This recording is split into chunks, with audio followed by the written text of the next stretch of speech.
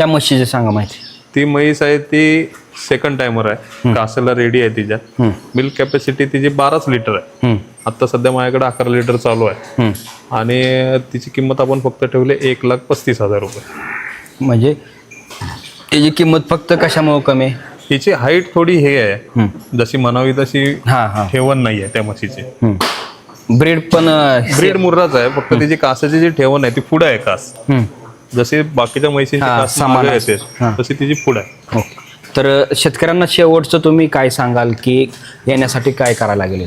येण्यासाठी फक्त कॉल करून या. एक कॉल करून या. जर माझ्याकडे उपलब्ध म्हशी असेल तर मी तुम्हाला सरळ सांगेन की म्हशी उपलब्ध आहेत आणि तुम्ही येऊ शकताय म्हणून. बरोबर, कारण काय काय व्हिडिओ टाकल्यानंतर ह्या म्हशी इथं नसतात दुसरं. हो बरोबर. नाही, व्हिडिओ तुमचा जाईल तोपर्यंत मला वाटतं मे बी या म्हशी सेल होतील.